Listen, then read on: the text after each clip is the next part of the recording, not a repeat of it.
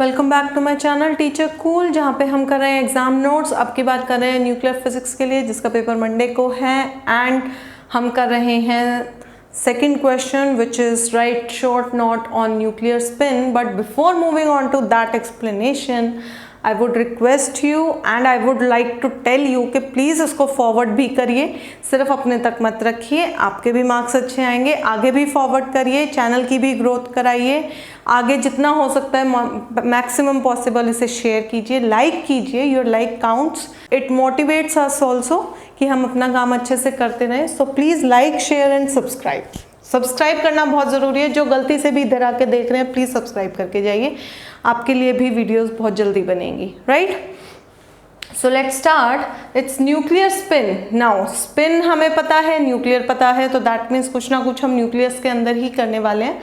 So we say कि जो भी हमारी ऑर्बिटल्स होती हैं या शेल्स होते हैं या जितने भी हमारे एनर्जी लेवल्स होते हैं, उनके अंदर जो है when they are placed in some field, external electric field और इंट्रिंसिक इलेक्ट्रिक फील्ड्स, वो क्या होते हैं, they split up, right. So we say that splitting of the spectral lines or the hyperfine splitting is related to mass and angular momentum of the nuclei. Now hyperfine splitting क्या होती है, जो अंदर के इंट्रिंसिक इलेक्ट्रिक फील्ड के कारण splitting होती है एनर्जी लेवल्स के अंदर। नाउ जो एनर्जी लेवल्स के अंदर स्प्लिटिंग हो रही है, we are saying it is due to the intrinsic electric fields और द मैग्नेटिक फील्ड्स। वो आएगा कहाँ से? सो इससे सबसे पहली बात तो it is related to mass of the nuclear, जितना ज़्यादा मास होगा उससे इफेक्ट पड़ेगा। Also the angular momentum of the nuclear. So we say कि जो भी हमारी हाइपरफाइन स्प्लिटिंग है या स्पेक्ट्रल लाइंस की जो स्प्लिटिंग है, it is the nuclear property, right. So we say इस चीज़ को स्टडी करने के लिए first thing we would like to tell is कि हमारे पास इलेक्ट्रॉन्स हैं, they are constantly in motion in their respective orbits हमारी क्वांटाइज हैं। सिमिलरली वी से कि जो न्यूक्लियंस हैं which are present in the nucleus, they are also in constant motion of discrete quantized orbits, right. Discrete quantize we have already done कि क्यों होती है, कैसे होती है। फॉर नाउ अभी आपके लिए यही ठीक है। सो वी से कि जब मेरे nucleons and electrons they are constantly in motion in the respective orbits, तो they are rotating, so they will possess some angular momentum, right, because they are in circular motion. Orbits के कारण they will also have orbital angular momentum. And जब angular momentum आ ही गया तो angular momentum के बाद क्या चीज आती है, it is the magnetic moment. So we say they will possess orbital magnetic moment also.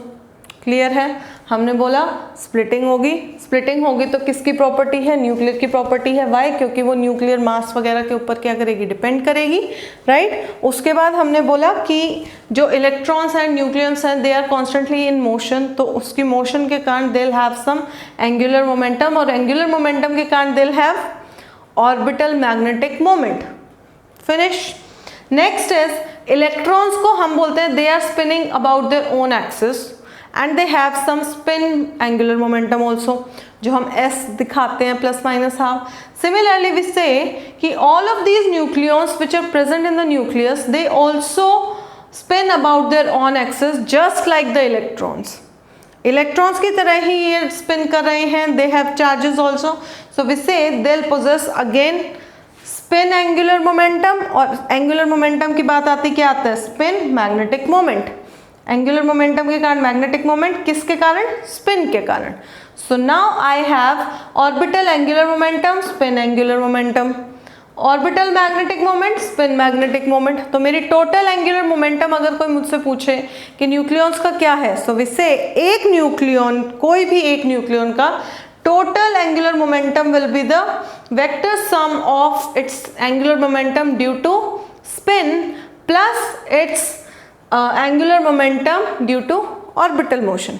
दोनों का कंपोनेंट आ गया। दोनों का कंपोनेंट आने के बाद भी से कि कोई भी न्यूक्लियस होता है उसके अंदर एक न्यूक्लियन तो होता नहीं है, there is always a number of nucleons present. तो न्यूक्लियंस प्रेजेंट जो होंगे उन सबका अगर मुझे सम निकालना है, if I have to tell the angular momentum of the nucleus, तो मुझे उन सबका सम करना पड़ेगा। उन सबका सम करने का एक तरीका है मैं सबका आय निकालूं एंड देन उनको ऐड करूं, और what I can do is कि मैं ऑर्बिटल मोशन के कारण सबका कंट्रीब्यूशन निकाल लेती हूँ, एस का कंट्रीब्यूशन सबका निकाल लेती हूँ and I add them vectorially, right. Vectorially मेरे पास इसका सम आएगा which will give me my total angular momentum of the nucleus which is also known as nuclear और इंट्रिंसिक स्पिन, राइट। इसका magnitude just like any other quantum number मेरा क्या आएगा, I into I plus 1 h cross is h by 2 pi. Now this I here is my total orbital angular momentum number, right? ये मुझे देगा क्या? अब everything we have to resolve in z direction for its revolution.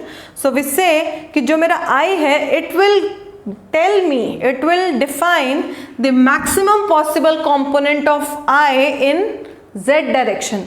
I का z component क्या हो जाएगा, IZ, उसका मैक्सिमम यही देगा, तो I'll से इसका जो मैग्नीट्यूड है into h cross, this will give me my maximum component in the z direction where this I will be a function of atomic mass, और I'll say it will depend on the atomic mass in a way कि I का जो भी value है, if atomic mass is even, तो I'll say I का जो भी वैल्यू आएगा that will be an integral, whereas अगर एक जो है atomic mass है वो odd है तो I'll get half integral। अगर यहाँ से भी आप देखो तो you are getting some idea कि half integral और integral का मतलब जो मेरा A है it is the number of nucleons, number of nucleons odd है तो हाफ इंटीग्रल, इसका मतलब every nucleon has a spin of half, और अगर इवन आएगा तो I get a integral value, so I get this thing. Z के terms में एक तरीका है आई टोटल निकालो और उसका जेड कंपोनेंट निकालो, द अदर वे इज जैसे इसमें करा एल जेड निकाल लो, L Z is summation of P जेड्स, similarly S Z will be summation of P S, so we get the total components of L separately and S separately and we add them to get the Z component of total angular momentum of the nucleus. Clear है? So this comes under writing a short note. So we'll say कि सबसे पहले splitting होगी, splitting एक nuclear property है, nuclear property है तो electrons और न्यूक्लियस जो रिवॉल्व कर रहे हैं उनका कुछ ऑर्बिटल मोशन के कारण कंपोनेंट्स आएंगे, similarly they wheel spin also तो उसका कंपोनेंट आएगा, टोटल एंगुलर मोमेंटम क्या हो जाएगा, उन दोनों का सम। इसमें स्पिन का इंपॉर्टेंस क्या है, जस्ट लाइक इलेक्ट्रॉन का जब तक स्पिन को डिफाइन नहीं किया था तब तक मेरे कुछ कंसेप्ट्स क्लियर नहीं हुए थे, but when I got to know about that electron is spinning also, मेरे काफ़ी कंसेप्ट्स काफ़ी थ्योरीज क्या हुई थी, एक्सप्लेन हो गई थी। सिमिलरली न्यूक्लियस के बारे में भी, न्यूक्लियस के अंदर nucleus are also spinning which defines a many more theories and contradictions को दूर करता है, so it is very important and with this we finish this answer, right. Clear है, सबको समझ आया तो एक लाइक कर दो एंड अच्छा लगा तो शेयर कर दो, अपने दोस्तों को भी पास कराओ, right. Don't forget to like share subscribe वाली एक पूरी लाइन में बोलती हूँ बट उसको करा भी करो, राइट। सो चलो अब आगे वाले टॉपिक के ऊपर चलते हैं।